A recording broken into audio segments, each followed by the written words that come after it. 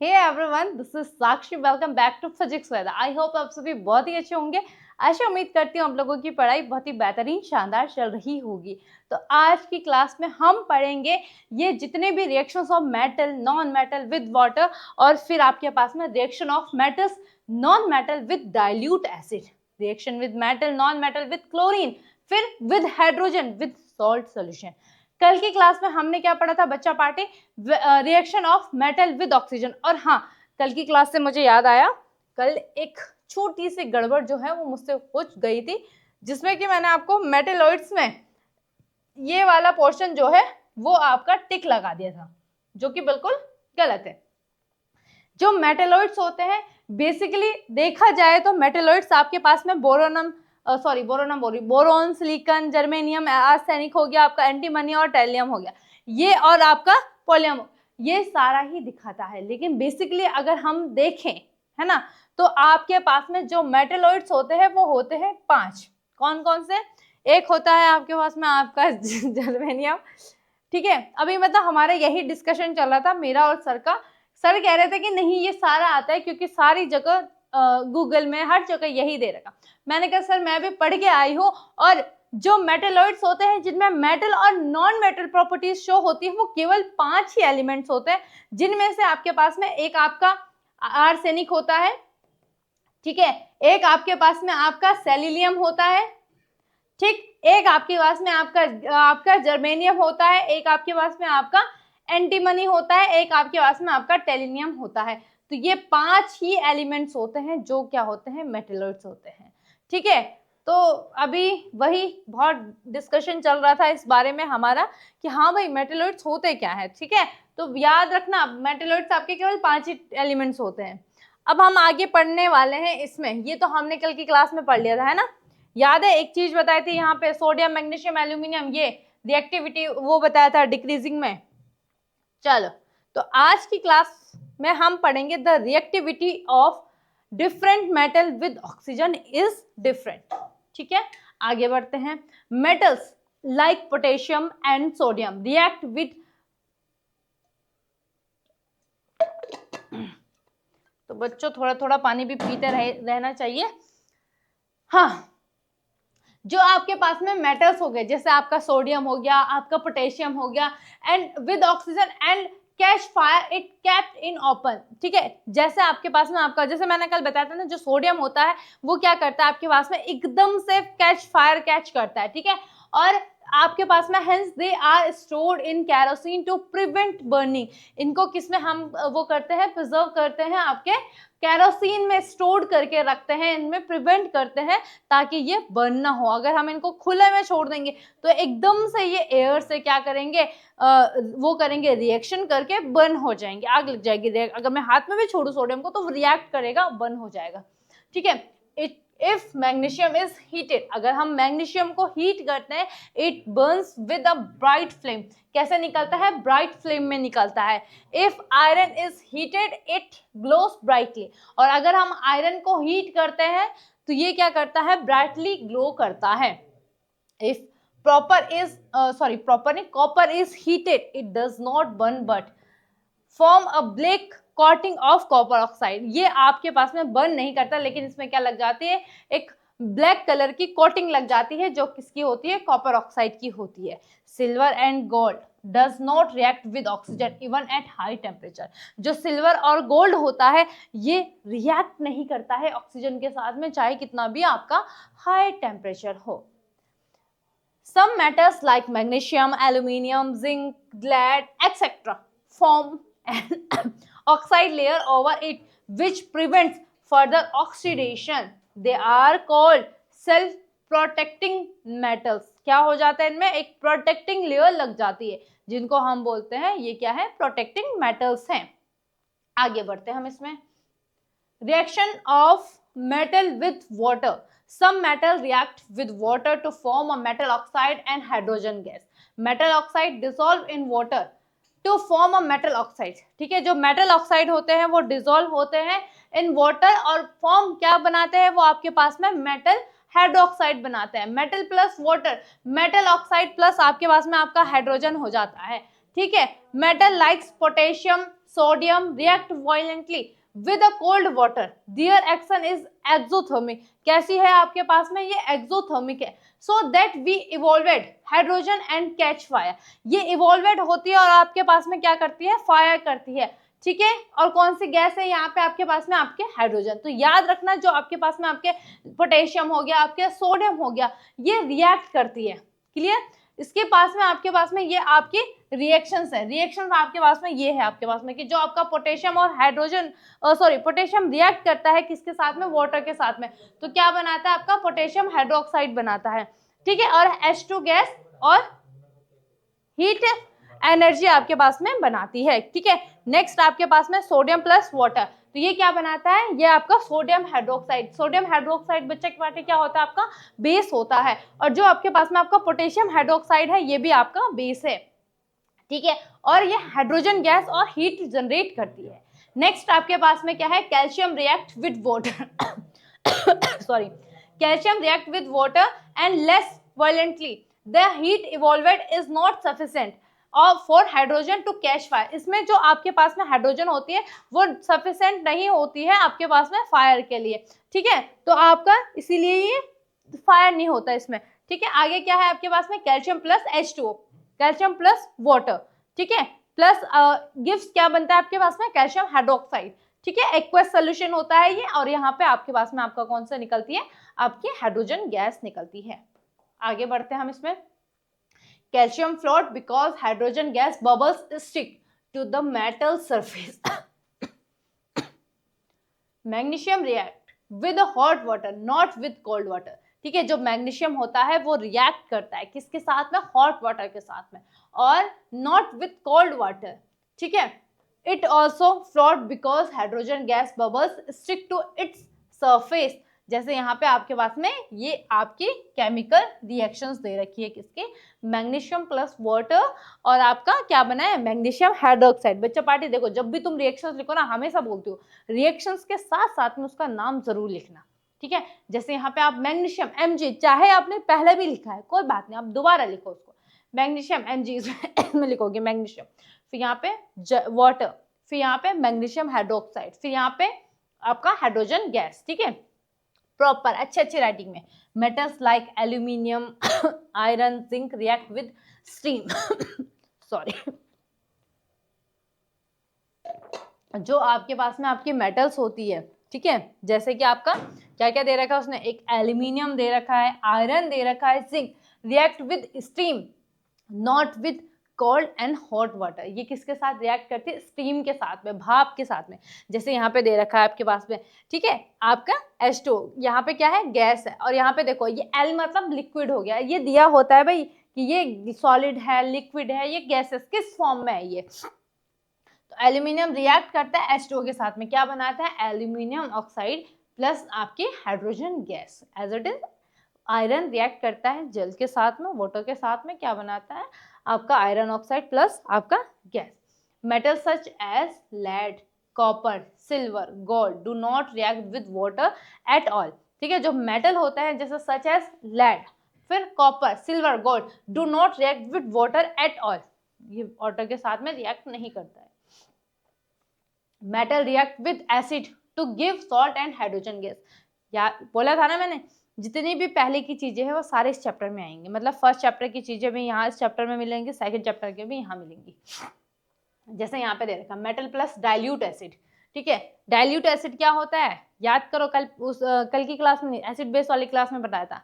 क्या कहते हैं, जब हम किसी भी आपके पास में कंपाउंड की कंसंट्रेटेड पावर को कम करते हैं तो वो हमारा डाइल्यूट होता है, उसमें वाटर ऐड करते हैं. तो क्या बनाता है, सॉल्ट प्लस हाइड्रोजन आ गया. जैसे कि हमने यहाँ पे मिलाया आपका मेटल में, हमने ले लिया यहाँ पे आपके पास में आपका Na ले लिया, सोडियम ले लिया, ये रिएक्ट करता है किसके साथ में, डाइल्यूट.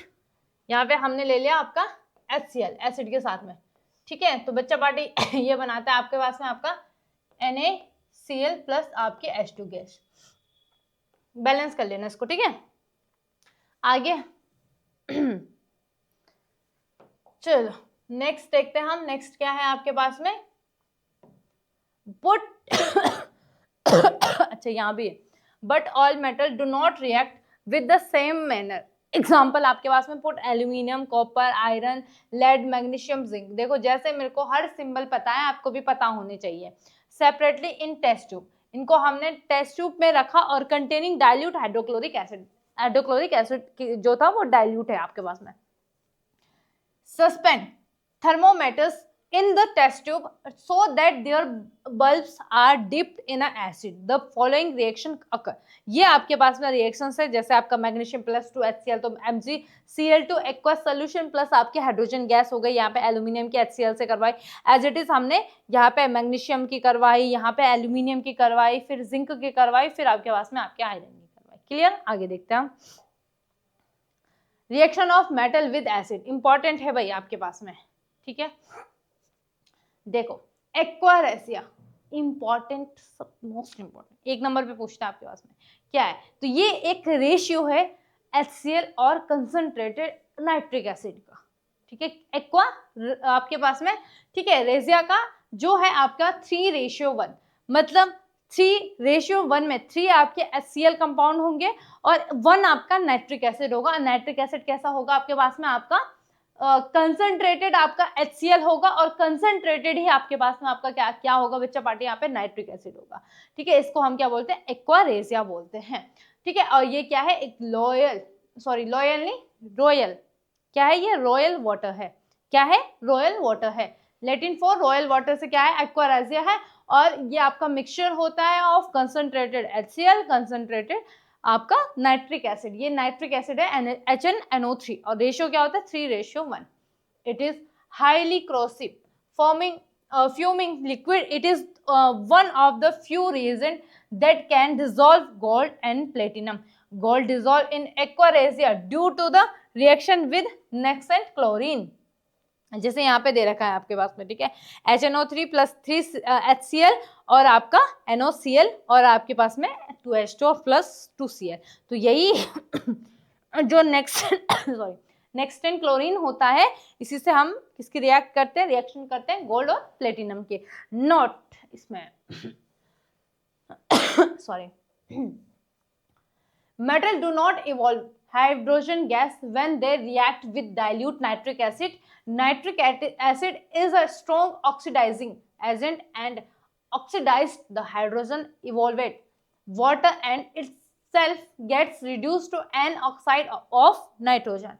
Next है however magnesium and आपके पास में manganese react with very dilute nitric acid to form salt and hydrogen gas, ठीक है। यहाँ पे क्या बोल रहा है आपके पास में कि जो आपके पास में आपके मेटल्स होते हैं वो do not evolve hydrogen gas when they react with dilute nitric acid, अगर वो डाइल्यूट नाइट्रिक एसिड के साथ में रिएक्ट करते हैं, ठीक है। और नाइट्रिक एसिड क्या है, स्ट्रॉन्ग ऑक्सीडाइजिंग रिएजेंट है, आप सॉरी रिएजेंट नहीं एजेंट है, जो ऑक्सीडाइज करता है हाइड्रोजन को इवॉल्वेट करता है, ठीक है। और आपका reduce of an oxide of nitrogen, ठीक है। लेकिन आपके पास में मैग्नीशियम और क्या होता है, जो मैग्नीज होता है वो क्या करती है, रिएक्ट करती है वेरी डाइल्यूट नाइट्रिक एसिड के साथ में, जो बहुत डाइल्यूट नाइट्रिक एसिड होते हैं उसके साथ में रिएक्ट करके क्या बनाती है, सॉल्ट और हाइड्रोजन गैस बनाती है।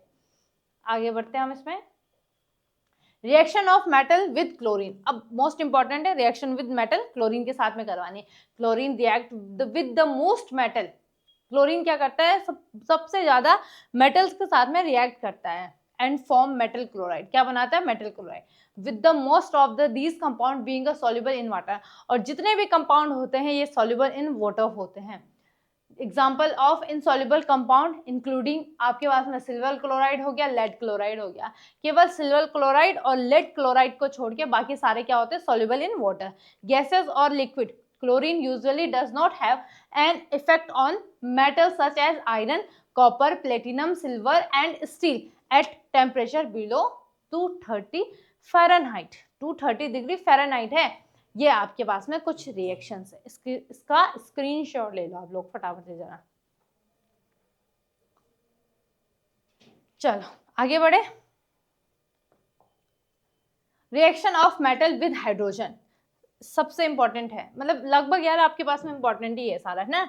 Metal generally do not react with hydrogen, जो मेटल होते हैं वो जनरली रिएक्ट नहीं करते हैं, but some reactive metal like sodium, sodium हो गया, पोटेशियम हो गया, कैल्शियम हो गया, मैग्नीशियम हो गया, can force the hydrogen atoms to accept the electron and give by them from salt like आपके पास में आयनिक solid compound called metal hydrides क्या बनाते हैं। यूजुअली जनरली तो आपके पास में क्या होते हैं, जो मेटल्स होते हैं वो ऑक्सीजन के साथ ऑक्सीजन नहीं, हाइड्रोजन गैस के साथ में रिएक्ट नहीं करते हैं, लेकिन कुछ एलिमेंट्स है जैसे सोडियम हो गया, पोटेशियम हो गया आपके पास में, है ना, या कैल्शियम, मैग्नीशियम, तो ये रिएक्ट करते हैं और क्या बनाते हैं आपके पास में आपका मेटल हाइड्राइड्स बनाते हैं, जिससे सोडियम हाइड्राइड हो गया आपके पास में, पोटेशियम, कैल्शियम, मैग्नीशियम हो गया। Clear. Reaction of metal with solution of other metal salt, जैसे पुट अ क्लीन कॉपर, ठीक है, wire in a iron sulfate FeSO4 solution and iron nail in copper sulfate solution taken in test tube. After 20 minutes blue copper sulfate solution turns green. किसमें convert होता है ये? 20 minute बाद आपका copper sulphate जो है वो ग्रीन में कन्वर्ट होता है, कलर चेंज होता है इसका। Iron is more reactive than copper, और आयरन क्या होता है आपके पास में? More reactive. याद करो यार, ये पता कौन सी रिएक्शन है आपके पास में? डिस्प्लेसमेंट रिएक्शन है।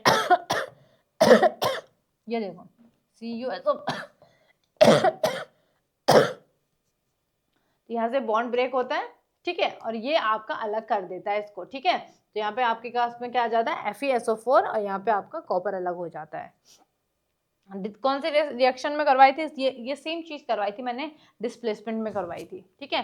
तो यहाँ पे है आपके पास में then copper it displace copper from copper sulphate to from iron sulphate, so copper sulphate solution turn green. किसमें कन्वर्ट होता है? ये आपका ग्रीन में हो जाता है। और जो आयरन होता है वो किसमें होता है? आपका सॉलिड में, और जो आपका कॉपर सल्फेट वो एक्वस में होता है। जब आपके पास में आयरन कॉपर को हटाता है तो वो किस में चला जाता है? आपका एक्वस में। सॉरी। और जो आपके पास में आपका कॉपर होता है वो एक्वस से सॉलिड में आ जाता है। This is a displacement reaction. Sorry. Reactive metal displace less reactive metals from their compound in a solution or molten form.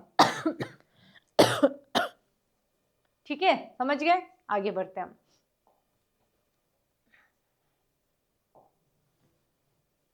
Displacement reaction are better evidence for the reactivity of metals if metal A displace metal B from its solution. Metal A more reactive than B. Metal A salt solution of B gives salt solution of A metal B. Yeah, all metals do not react with reagent like oxygen, water and acid. So we cannot pull all the metal sample in decreasing order of the reactivity. तो हम इसमें और सारे metals को उनके reactivity में यहाँ पे हम लिख नहीं सकते, शो नहीं कर सकते, क्योंकि सारे ही मेटल्स रिएक्ट नहीं करते हैं किसके साथ में? ऑक्सीजन के साथ में, वाटर के साथ में और एसिड के साथ में। क्लियर। आगे बढ़ते हैं। ये आपके पास में द रिएक्टिविटी और एक्टिविटी सीरीज। सबसे ज्यादा रिएक्टिव कौन होता है आपके पास में? आपका पोटेशियम होता है सबसे ज्यादा। पोटेशियम को हाथ में लूँ ना मैं अगर, तो वो एकदम से एयर के साथ में क्या करता है? रिएक्ट करता है। या सोडियम हो गया क्या ठीक है, सोडियम हो गया, कैल्शियम हो गया, मैग्नीशियम हो गया, एल्यूमिनियम हो गया, जिंक हो गया, आयरन हो गया, लेड हो गया, हाइड्रोजन हो गया, कॉपर हो गया, मरकरी हो गया, सिल्वर, गोल्ड, ये आपके पास में रिएक्टिविटी। अब यहाँ पे है more reactive than carbon except by the electrolysis में आपके पास में ये है, और यहाँ पे ये कार्बन, हाइड्रोजन, ठीक है। ये इलेक्ट्रोलिसिस आगे आप 11th 12th में अच्छे तरीके से और डेप्थ में पढ़ोगे। लेस रिएक्टिव देन कार्बन यहाँ पे भी आपके पास में होगा, ठीक है।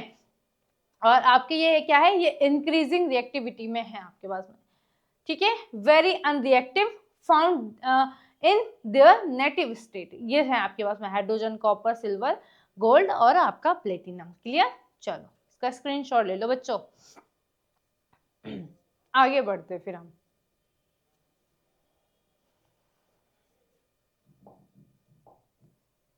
Chemical properties of non metal have a higher electronegativity, tending to gain electrons in reaction. They form acidic or neutral oxide, often exhibit diverse physical state, जैसे आपके पास में सॉलिड हो गया, लिक्विड हो गया, गैस हो गया, ठीक है, and so varied reactivity, some are highly reactivity, example में आपके पास में क्या हो गया, फ्लोरीन हो गया, while अदर आर इनर्ट, जो आपके पास में क्या है, आपके इनर्ट गैसेस हैं। Non metal also form covalent bonds, ठीक है, इनमें क्या होता है, ये covalent bond and share electron in compounds, और ये क्या करते हैं, इलेक्ट्रॉन को शेयर करते हैं कंपाउंड्स में।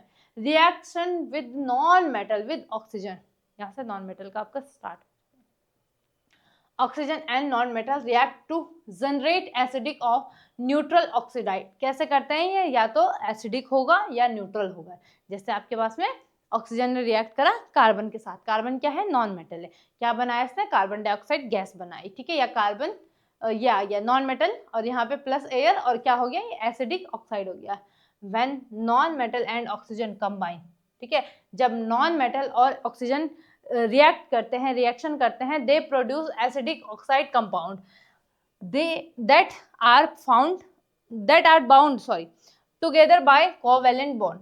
These substance may also be referred to as acidic anhydride, कैसे हैं ये, आपके पास में एसिड एनहाइड्राइड है, except for a substance like, आपके पास में क्या है, B2O3, या आपके पास में आपका बोरोन ऑक्साइड या आपका सिलिकॉन ऑक्साइड, विच है high melting points and form enormous molecules, acid anhydride type have a low melting point and boiling point। आगे बढ़े, एग्जाम्पल में है आपके पास में nitrogen dioxide, carbon dioxide, clear. Next sulphur trioxide H2O, तो क्या बनाया आपके पास में, सल्फ्यूरिक एसिड, ठीक है, जैसे आपके पास में यहाँ पे आपका क्या बनाया, आपका ये बोरिक एसिड का फॉर्मूला आप लोगों को पता होना चाहिए, क्योंकि 11th में आपके पास में बोरिक एसिड है। सल्फर ट्राइऑक्साइड प्लस वाटर क्या बनाता है आपका, H2SO4, क्या है, सल्फ्यूरिक एसिड, ठीक है। बोरोन ऑक्साइड प्लस आपके पास में क्या बनाया, वाटर के साथ में रिएक्ट करा, और क्या बनाया आपका, बोरिक ऑक्साइड। आगे बढ़ते हैं हम इसमें,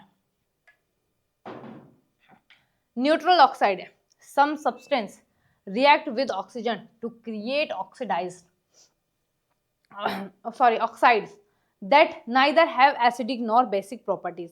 सब आपके पास में कुछ सब्सटेंस ऐसे होते हैं जो रिएक्ट करते हैं और क्रिएट करते हैं ऑक्सीडाइज, और वो ना ही एसिडिक होते हैं ना ही बेसिक उनमें प्रॉपर्टीज होती है। These substance are referred to as a neutral oxygen compounds. ये क्या है आपके पास में, न्यूट्रल ऑक्सीजन कंपाउंड है, जैसे आपका कार्बन मोनोऑक्साइड CO, कार्बन, इसका नाम बता रही हूँ मैं आपको लोगों को, है ध्यान रखना, इसका क्या नाम है, इसका नाम है बच्चा party carbon monoxide,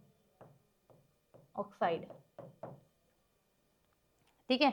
non metal react with oxygen to form acidic oxide और न्यूट्रल ऑक्साइड, क्लियर। आगे बढ़ते हैं, reaction of non metal with water, non-metals will normally not react with water, however non-metal oxide will react with water to form acid.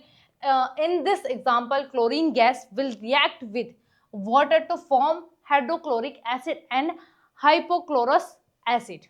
क्या बनाता है, एक तो ये बनाता है हाइड्रोक्लोरिक एसिड, एक हाइपोक्लोरस एसिड। तो HOCl का नाम क्या है बेटा, हाइपोक्लोरस एसिड, ठीक है, याद रखना इसका नाम। However, some highly reactive non-metals such as fluorine react with water to form oxygen and ozone। क्या बनाता है ये आपका, ऑक्सीजन एंड ओजोन। ओजोन का फॉर्मूला क्या होता है, O3 होता है, ठीक है। और ओजोन डे कब मनाया जाता है, 16 सितंबर को मनाया जाता है, ध्यान रखना। तो ये आप रिएक्शंस का स्क्रीनशॉट ले लो, इसको लिख लो। चलो फिर हम आगे इसमें बढ़ते हैं, reaction of non metal with chlorine, ठीक है, नॉन मेटल की रिएक्शंस करवानी क्लोरीन के साथ में। तो हाइड्रोजन प्लस क्लोरीन आपका क्या बनाता है, हाइड्रोक्लोरिक एसिड बनाता है, बहुत इजी रिएक्शन है, हम पहले भी पढ़ चुके हैं। तो फॉस्फोरस ट्राइक्लोराइड, फॉस्फोरस की रिएक्शन करवाई क्लोरीन के साथ में, ठीक है। तो ये आपके पास में क्या बनाया इसने, आपका फॉस्फोरस ट्राइक्लोराइड बनाया, ठीक है।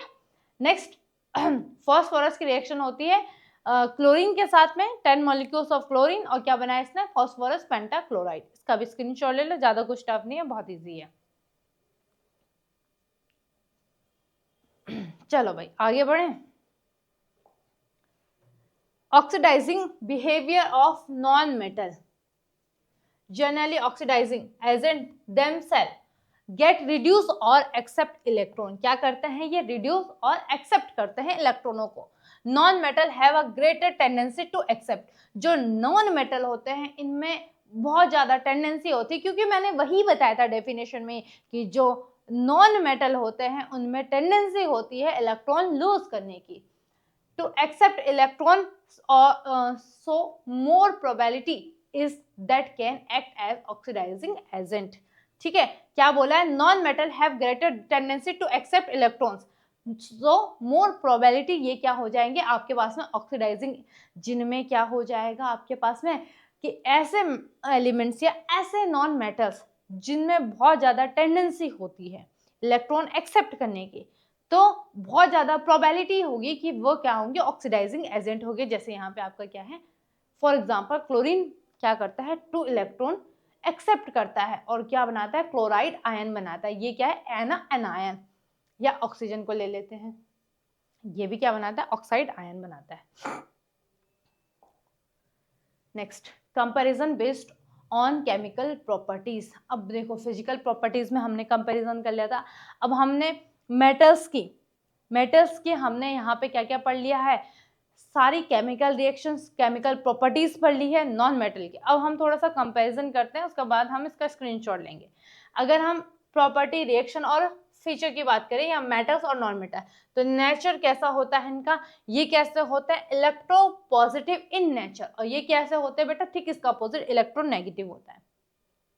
रिएक्शन विद ऑक्सीजन, तो react to give basic oxide, क्या बनाते हैं? ये बेसिक ऑक्साइड देते हैं।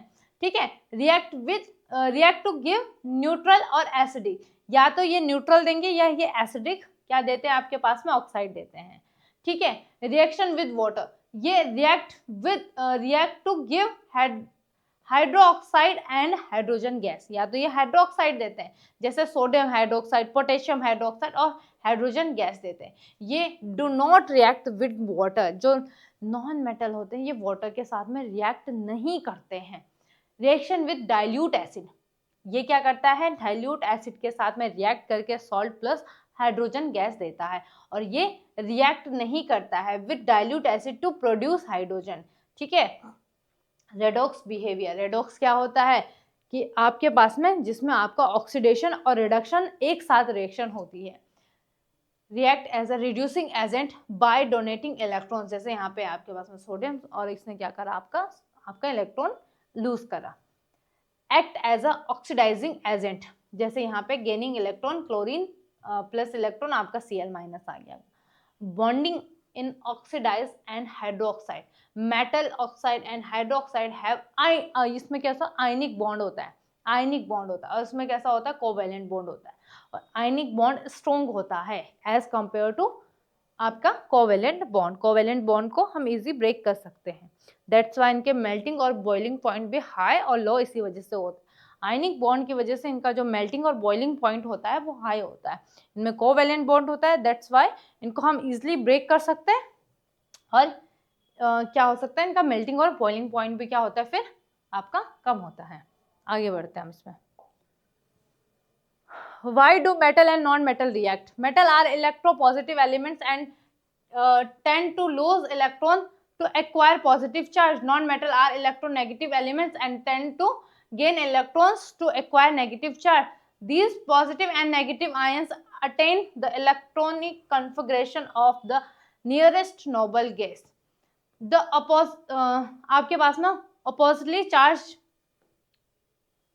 ions held together by strong electroelastic force and attraction forming a salt. आगे बढ़ते हैं इसमें। देखो जैसे इसमें हम एग्जांपल लेते हैं इनको करते हैं। फॉर्मेशन ऑफ सोडियम क्लोराइड बहुत इजी है सोडियम क्लोराइड का। ठीक है, सोडियम की एटॉमिक नंबर कितना होता है? 281 होता है। ठीक है, और क्लोरीन का कितना होता है? 287 होता है। तो बच्चा पार्टी वही बोला था मैंने आपके पास में। तो ये आपका एक यहाँ पे हम ले लेते हैं इसको एक्स को, इसको हम इस कलर से लेते हैं ना, और एक लेते हैं हम यहाँ पे Cl तो इसमें कितने हो जाएंगे आपके पास में इसके हैं आपका 1 2 3 4 5 6, एक सेकेंड इसमें तो एक ही है ना आपके पास में जो देने वाला है, तो 2 8 इसका 1 यहाँ पे है, ठीक है, इसका 2 8 7 इसका यहाँ रख देंगे हम, इसका 7 कहाँ रख देंगे, इधर रख देंगे भैया हम इसका 7, ठीक है। कलर चेंज कर देती हूँ इसमें मैं, ये गोला कर दिया मैंने यहाँ पे,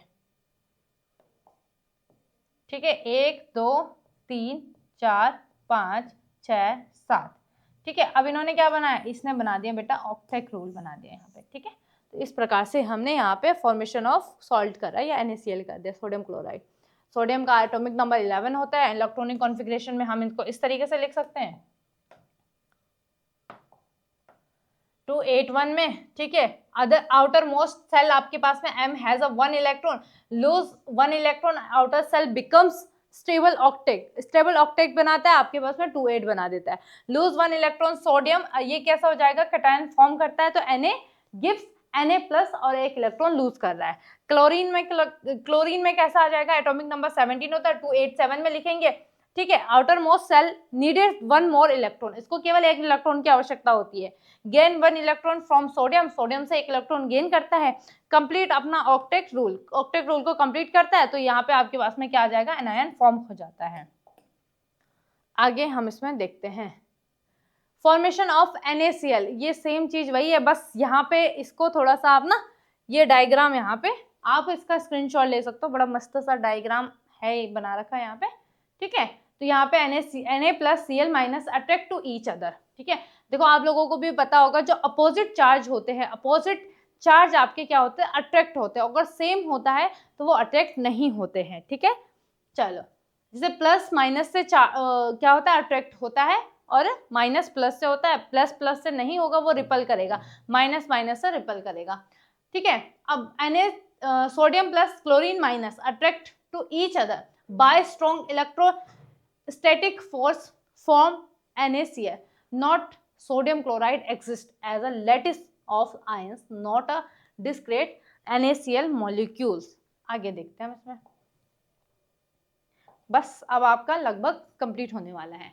Nobel gases and chemical activity, ये लास्ट टॉपिक है आपके पास में। Noble gases have a completely filled valency shell, because देखो नोबल गैस में जैसे आपके पास में आपका आर्गन आ गया, आपका नियॉन आ गया है ना, इसमें देखते हो, इसमें बताती हूँ मैं, ये आपके पास में इनका जो ऑक्टेट रूल होता है वो पूरे भरे होते हैं, ज्यादा रिएक्ट नहीं करते हैं ये, ठीक है। एक सेकेंड हमारे पास में पीरियोडिक टेबल है,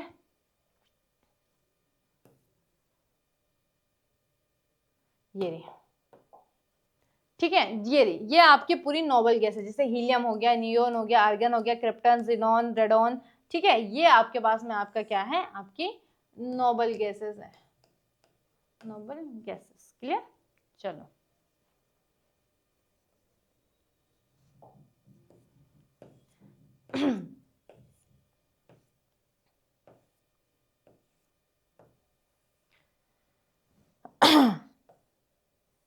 कहाँ पे थे हम यहाँ पे थे, ठीक है।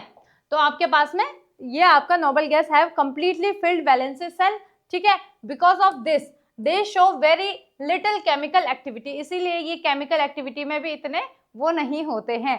Reactivity of elements is the tendency to attain a completely filled valency cell, also called the noble gas configuration।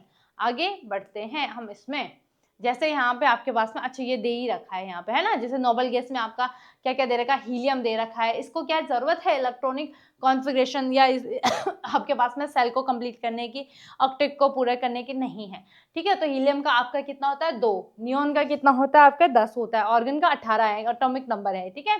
और के वाली में वही बताया था मैंने, के कक्षा होती है, इसमें 2 आते हैं, फिर आपका 8 आता है, फिर 18 आता है, फिर 32 आता है, के एल एम एन, ठीक है। जैसे आपके पास में नियोन है तो 2 8 और फिर यहाँ पे MnN फिल होगा, तो ये आपके हीलियम नियोन ऑर्गन आपका क्या हो जाएगा, आपका नोबल गैस। मेटल क्या होंगे, जिनमें टेंडेंसी होगी टू लूज इलेक्ट्रॉन। तो जैसे सोडियम हो गया, मैग्नीशियम, एल्यूमिनियम, पोटेशियम, कैल्शियम, तो ये आपके पास में ये +1 वो कर रहा है, लूज कर रहा है, +2 लूज कर रहा है, 3 कर रहा है, ठीक है।